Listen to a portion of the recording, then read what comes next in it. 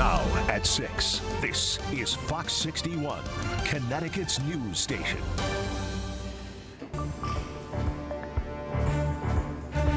Good evening, and thanks for joining us for the Fox 61 News at 6. I'm Brent Harden. And I'm Sarah Sanchez.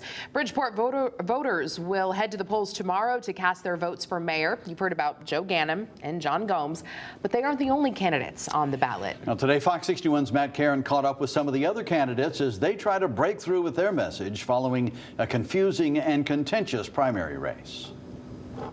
Well, we are here in front of the John Winthrop School. This is one of Bridgeport's largest polling places for everybody who wants to come and vote in person. But it's really the absentee ballots that everyone's going to be keeping their eye on tomorrow. And here in Bridgeport, as of today, there's 2,553 of them that have been mailed to voters. In 12 hours, the polls will open. Who did you come out and vote? And I ask all of them to definitely cast that vote for me. Vote for me. Go out and vote. But the question remains, will the votes count? We are at this very moment talking with the Attorney General's office. And will they be counted correctly? The only thing we can do here is do the best we can. We already have received complaints that they're playing the same old tricks. But Republican David Hers says Bridgeport needs a new course. I don't think Gomes and Ganim are cut from different cloth. I think they're very similar shades of blue, and that it's not going to make a difference which one is there. And they know it, which is why they're spending time on who's stealing ballots instead of on issues. Meanwhile, Lamond Daniels, who petitioned his way onto the ballot, says his campaign is all about giving people a reason to vote. We need to do better with affordable housing. We have to work with our schools and stronger schools and provide the resources there. We need to bring good jobs and economic development to our city, and that's just not happening. And I'm so concerned that this scandal is really detracting us from the challenges that are happening every day in the city. Notably, the only candidate who didn't respond to Fox 61's request for an interview was incumbent Mayor Joe Ganim, who posted his best pitch on social media. If you care about the quality of education in the school, the fact that we hold the line on taxes, public safety, sustainability, beautiful parks in this city, paved streets, infrastructure improvements, now's the time to come out and vote. Bridgeport ballot fraud has put Connecticut's most populous city on the map for all the wrong reasons. It's become a poster child in right-wing circles for stolen elections, prompting comments from businessman and investor Elon Musk. And over the weekend, former President Donald Trump himself. Many people have lost confidence in the AB process because of what has happened, and we're encouraging everyone to go out and vote in person so they can make sure that their vote counts the way it needs to be counted. And once again, we checked in with the Secretary of the State's office to find out if they've gotten any clarity on if it will be necessary to hold a new primary depending on who wins tomorrow's general election. As of today, no additional clarity, but I'm told they will be releasing new information tomorrow. Reporting in Bridgeport, Matt Caron, Fox 61, Connecticut's news station. All right, Matt, thank you. And Connecticut's news station also has information on the upcoming election day. Just download our free Fox 61 app for a voter guide. It'll have everything you need to know before you head out to the polls. Waterberry teens recovering in the hospital tonight. Police say he was shot Saturday night while at a birthday party. 35-year-old Axel Maldonado was charged in the case and today appeared briefly at Waterberry Superior Court. That's where we find Fox 61's New Haven County Bureau reporter Julia LeBlanc. Julia. There are still questions tonight as to what led up to the shooting, and the relationship between the suspect and the victim is also unclear. But we do know from court papers that the 14-year-old boy is in the hospital after undergoing emergency surgery, and doctors say he may have brain damage. It made me sick. Cheryl Fellnor lives one street away from Saturday's crime scene on Silver Street. She and her close friend, Terry Matheson, are trying to process what happened around the corner from them. Yeah, very concerned. It's really terrible. It's sad. Poor little 14-year-old. Court documents show that 14-year-old was at this house on Saturday night for a birthday party. Police say around 6:50 p.m. they get a call for a person shot. When they got there, police found the teenage victim in the common hallway on the first floor with a gunshot wound to his rib cage. Next to him, police found a shell casing. The teen was rushed to St. Mary's and transported to Connecticut Children's, where he had emergency surgery. I pray for him. I pray, he has a good recovery. 35-year-old Axel Maldonado is now facing 7 charges, including criminal attempt at murder.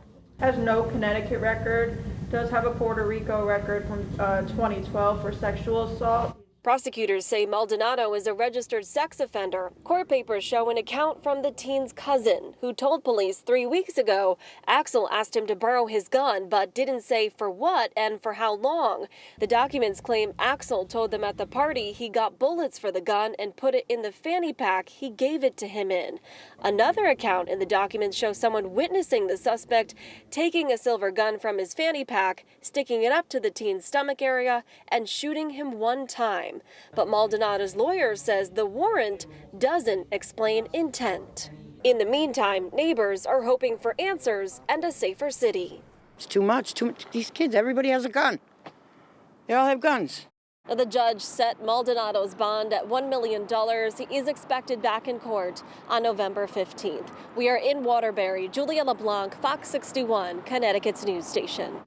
Thank you, Julia. Happening now, Meridan officials are holding a special meeting regarding a police incident involving the city manager. The meeting just got started about a half hour ago. Police were called to Timothy Kuhn's home last Wednesday for a welfare check. Police found the city manager asleep in a hallway at his apartment building. Back in April, Kuhn was arrested for DUI, and right now the Meridan police chief is serving as acting city manager. Time for a quick check of the weather. A cold Monday outside to begin the week. Yeah, Chief Meteorologist Rachel Frayne joining us now with the first look at the forecast this hour. Rachel? Yeah, we're actually going to turn warmer heading into Election Day, so no issues as you're heading out to vote. Right now in the Hartford area, temperatures are close to 50 degrees. We were exactly around average for this time of year, and mid-50s right now for the New Haven area. Taking a look, there are some showers nearby to the north, but it looks like those are going to end up missing us. The secondary batch, though, moving past Buffalo and all the way up through Ottawa, Canada, that will be moving in overnight and into around daybreak tomorrow. But after an early shower, the rest of the day is looking dry. So overnight lows will dip back into the 40s tonight, especially as we head towards and after midnight. We will see a rising chance for some of those showers, and there is a chance for a spot shower to begin the day tomorrow around the time the polls are opening. But as we head towards lunchtime, we are dry. Clouds have broken for sun, and we're looking at highs climbing into the mid to upper 60s as we head through the afternoon. It will turn windy, especially in the afternoon. Winds will initially come out of the south, but will switch more westerly as we head through the end of the day, gusting up to 30 miles per hour. Those will be the winds of change, so to speak, ushering in some cooler temperatures as we head into Wednesday and really the rest of the week. We'll talk about that, not only the cool down, but also the chance for some additional rain later this week and maybe a few wet snowflakes. Your full forecast coming up. Thank you, Rachel. Former President Trump is back in court today in what could be a landmark trial for Trump's business. Fox 61 political reporter Emma Wolforst has been following the proceedings and joins us now in studio with the latest. Emma. Brent, Sarah, it was a tense day in court for former President Donald Trump as he took the stand in this $250 million civil trial, which could ban him from doing business in New York. Prosecutors are accusing Trump, his family, and his business of exaggerating the worth of his assets to get better loans and insurance policies. Mr. Trump has repeatedly and consistently misrepresented and inflated the value of his assets. But Trump is denying any wrongdoing, testifying Mar-a-Lago was actually undervalued and claiming any overstated estimates of his properties would be, quote, non-material because he says he's worth billions. Trump clashing with the judge today who ruled in September he and the Trump organization committed fraud while building Trump's real estate empire. During Trump's testimony, the judge asked one of his attorneys to, quote, control his client, adding the courtroom was not a political rally. But I was told to sit down today.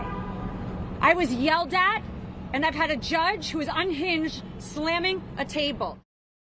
Trump told reporters outside court today his testimony, quote, went very well, while James called Trump's actions and attacks against her and the judge distractions. James said she will not be bullied or harassed and, quote, this case will go on. Now, this is just one of Trump's ongoing legal battles as he pushes for a return to the White House. This trial is expected to last until mid-December. Sarah, Brent. All right, Emma, thank you. Well, new tonight, Senator Richard Blumenthal has announced he'll be holding a hearing with the Facebook whistleblower, Arturo Bejar, the former director of engineering for Facebook's Protect and Care team. Bejar claims he personally warned CEO Mark Zuckerberg in 2021 that the company was failing to protect children on their platforms from harmful content and harassment. Rather than address those harms, Facebook allegedly continued to hide the information.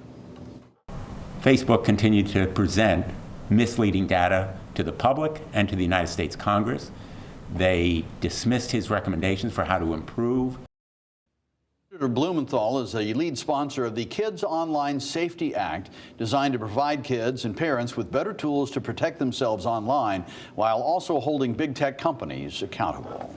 It's a big night for UConn fans. Taking a live look now. The championship banner revealed inside Gamble Pavilion as the men's basketball team opens their season. Tonight's game against Northern Arizona gets underway in just under a half hour at 6:30. Fox 61 Sports Director Jonah Karp will have more. That's coming up in sports. Big night out there in stores. All right, still to come here on the news at 6.